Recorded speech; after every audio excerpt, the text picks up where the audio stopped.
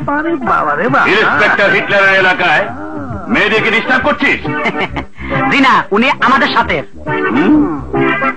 তাই মেয়ে তোর কি হয়? আমার আম্মা, থুকু থুকু, আমার বোন। বোন? কি নাম? শাবনূর। আর তোর নাম?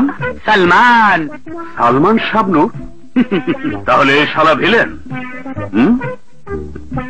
ওই দেখো মুখ দিয়ে নাকি নিয়া।